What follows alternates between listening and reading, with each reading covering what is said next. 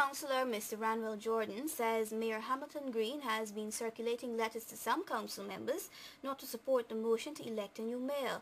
In an exclusive interview with NCN's Josel Archibald, the former mayor says he has seen a copy of the note from a number of city councillors which was sent to them by the mayor. Yes, I saw a letter from the mayor giving a number of reasons why persons should not support the motion. And that letter, I believe, was sent to certain councillors. City Councillor and former Mayor of Georgetown, Ranwell Jordan. Mr. Jordan says the mayor is trying his best to acquire votes to remain in office and to hold on to power. No one can say that the mayor, the present mayor of Georgetown, has all that it takes to bring about the changes in the city. There are a number of others who are equally equipped and more equipped than the mayor to do a better job in the city of Georgetown. So I don't know why the mayor persists in the question of wanting to hold on to power. The PNCR councillor added that both the PNC and the Good and Green Guyana councillors will support the motion to appoint a new mayor. Well, I'm sure that the PNC, I can talk now about the PNC councillors and a number of GGG councillors. I am sure that we will support the motion. The motion to appoint a new mayor is expected to be debated.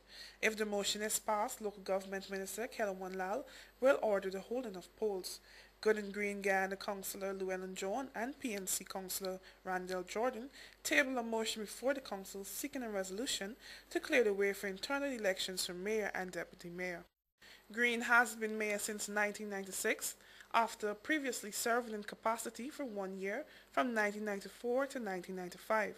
Remained in office while local government elections have been in sequence postponed.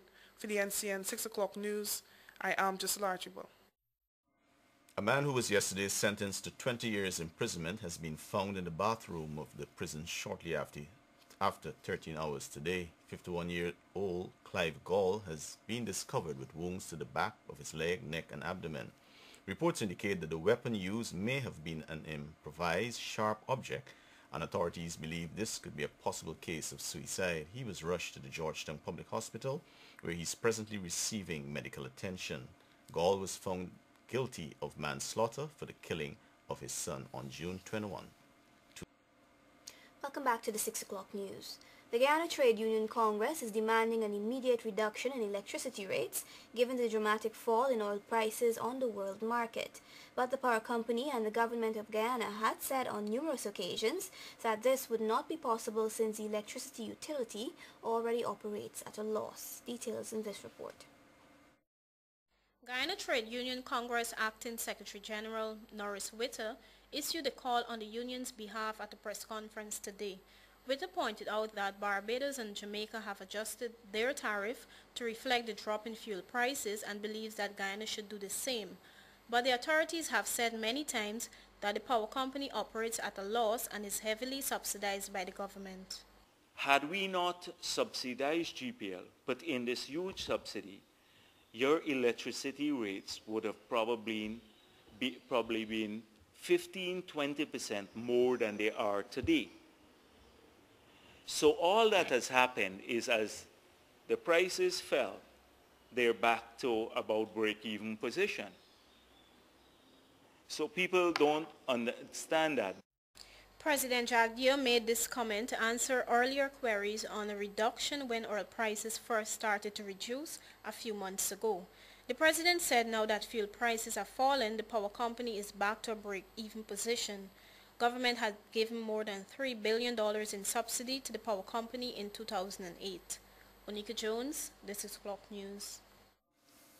The Bank of Guyana has expressed grave concern about the multi-million fraud at Republic Bank Guyana Limited. Deputy Governor Dr. Gobin Ganga says the concern and safety of citizens' deposits is of paramount concern to his institution, and a full report will inform stringent reforms.